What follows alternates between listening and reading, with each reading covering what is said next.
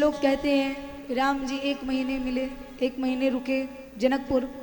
कुछ लोग कहते हैं 15 दिन रुके। फिर तुलसीदास जी लिखते हैं बहुत दिनों तक भगवान राम अपनी सभी बारातियों के साथ वहाँ पर रुकते हैं। और जितने दिन रुके उतने दिन में जितने कंवारे गए थे सभी का विवाह करवा दिया।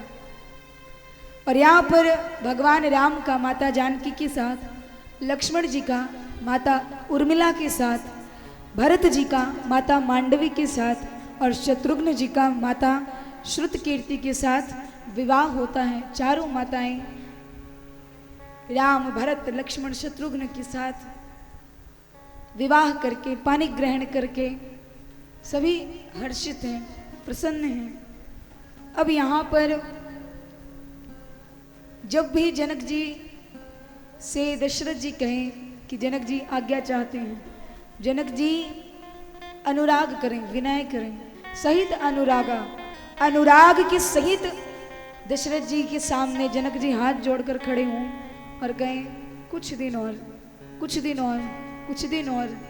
करते करते करते कितने दिनों तक रोक लिया। यही है कि अगर आपके मन में भगवान के लिए प्रेम है तो वो आएंगे भी, रुकेंगे भी और रहेंगे भी। तो यहाँ पर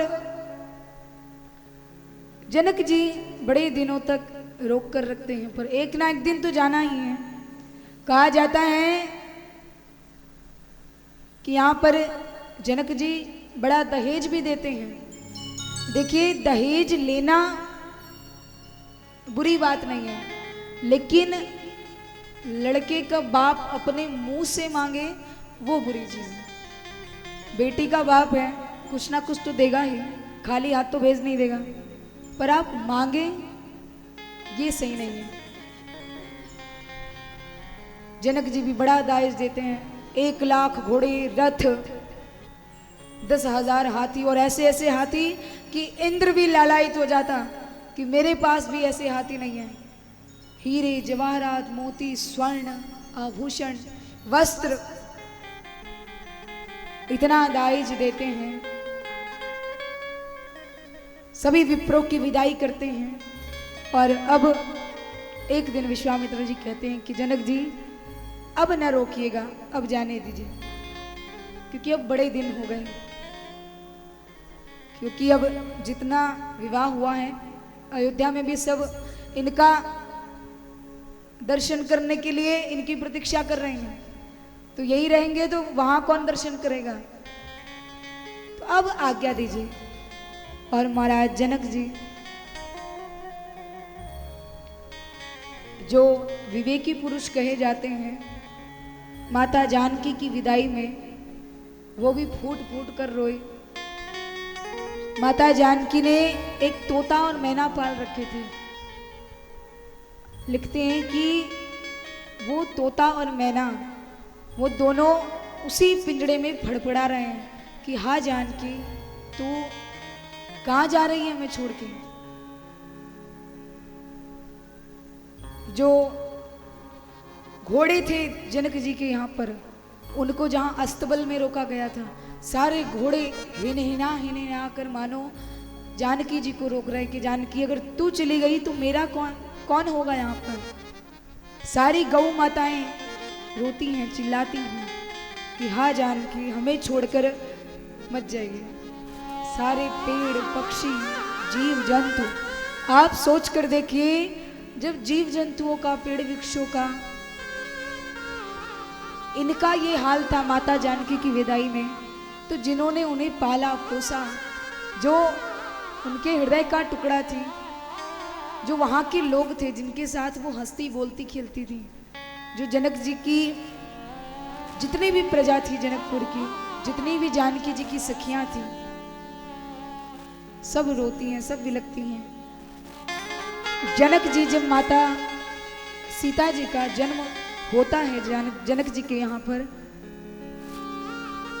सुनैना जी के यहाँ पर, तो दोनों बड़े प्रसन्न होते हैं। जनक जी, मैंने पहले भी कहा, विवेकी पुरुष हैं।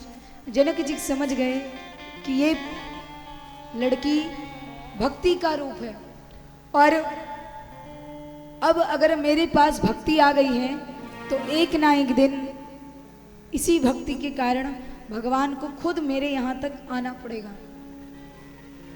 लेकिन आज जब माता जानकी की विदाई हो रही है तो जनक जी सोचते हैं कि भक्ति भी साथ में जा रही है और भगवान को भी लेकर जा रही है। जो भक्ति आज तक मेरे पास 25-30 वर्ष से है, आज वो खुद भी मुझे छोड़कर जा रही है और मेरे प्रभु को भी मुझसे दूर ले जा रही है। सभी विलखते हैं, रोते हैं। भगवान राम माता सुनैना के पास गए, हाथ जोड़कर खड़े हुए, कहा मैया कोई आदेश। माता सुनैना कहती हैं कि पुत्र तुझे मैं क्या आदेश दूं, बस एक कृपा करना कि अगर मेरी बेटियों से कोई भूल हो जाए तो तुम मुझे कह देना, पर इनको नहीं।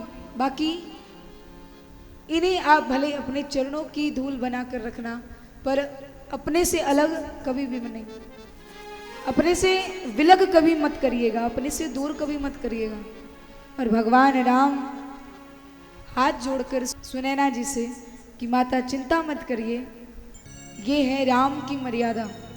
आजकल के जो दामाद, एक लोगों ने पूछा दामाद का मतलब क्या होता है, कहा दामाद का मतलब वो होता है जिसके आते ही सास ससुर का दम फूल जाए, वो दामाद। जिसके आते ही सास ससुर का दम फूलने लगे वही दामाद होता है। और दामाद भले अपने घर में 0 वाट का बल्ब हो, फिर ससुराल जाते हाइलोजन की तरह हो जाता है, ये चाहिए वो चाहिए, ऐसा है वैसा है। पर राम जी हाथ जोड़कर माता सुनैना से आज्ञा लेते हैं और अब यहाँ पर माता जानकी की भावभीनी विदाई होती है। माता जानकी की विदाई में पूरा जनकपुर, जनक जी, माता सुनैना, जीव जंतु पशु पक्षी हाथी घोड़े जो भी उस समय वहां पर उपस्थित थे सब फूट फूट कर रोए। ऐसा लगा मानो जनकपुर का प्राण निकल कर जा रहा हो। जैसे एक कमल जो प्रातः काल खिलता है और सूर्योदय होते होते मुरझा जाता है, ऐसे ही सबके चेहरे पर लग रहा था कितनी मुरझाहट है, कितना उदासी है, कितनी चिंता है, कितने परेशान हैं।